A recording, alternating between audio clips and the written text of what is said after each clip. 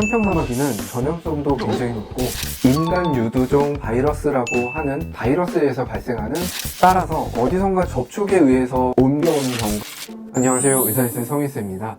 오늘의 주제는 바로 편평사마귀인데요. 많은 분들께서 비립종, 좁쌀여드름 또는 기미 잡티로 착각하고 이들을 방치하는 경우가 많은데요. 하지만 편평사마귀는 전염성도 굉장히 높고 개수가 많아질수록 치료가 어렵기 때문에 초기에 발견하셔서 빨리 치료를 받는 것이 좋습니다. 그럼 편평사마귀에 대해서 좀 더 자세히 알아보도록 하겠습니다. 사마귀에도 종류가 여러 가지가 있는데 보통사마귀, 물사마귀, 편평사마귀, 그 중에 편평사마귀는 겉표면이 평평하다고 해서 붙여진 이름인데 보통 작고 둥글둥글한 모양을 가지고 있고 주변 피부보다 살짝 올라와 있는 형태이기 때문에 피부를 만져봤을 때 오돌도돌한 느낌이 나기도 합니다. 초반에는 살색을 띠고 있다가 시간이 지날수록 갈색으로 변해서 잡티 아닌가 라는 착각이 들기도 합니다. 편평사마귀는 인간 유두종 바이러스라고 하는 바이러스에서 발생하는 피부의 양성 종양 질환입니다. 따라서 어디선가 접촉에 의해서 옮겨오는 경우가 많은데요. 사실 누구에게나 작게 한두 개씩은 갖고 있습니다. 하지만 그걸 인지하지 못하고 있다가 피부를 나도 모르게 긁거나 하면서 옆으로 번지는 경우가 있고, 특히 남성분들은 면도를 하면서 칼날에 의해서 옆으로 번지거나 아니면 여성분들은 목걸이를 착용해서 옆으로 쓸리면서 더 많이 번지는 경우가 있습니다. 그리고 면역력이 떨어질 경우에도 더 쉽게 번지기도 합니다.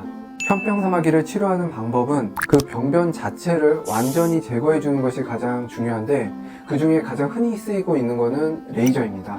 레이저를 통해서 병변을 완전하게 태워서 제거를 해주는데요. 보통은 사마귀 바이러스가 피부 각질층에만 있기 때문에 그렇게 깊이 제거를 하지 않고 겉에만 살짝 태워줘도 쉽게 치료가 가능합니다. 하지만 아무리 세세하게 본다 해도 작은 사마귀들이 남아있을 수 있습니다.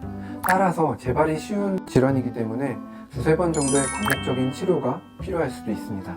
편평사마귀를 제거하고 나면은 재생테이프를 붙여드리는데요. 이때 재생테이프의 관리가 가장 중요합니다. 한 1, 2주 정도는 계속 부착을 해주시는 게 좋은데 간혹 시술 부위에 진물이나 핏물이 나와서 떨어지는 경우도 있어요. 그럴 때는 바로 교체를 해주시는 것이 좋습니다.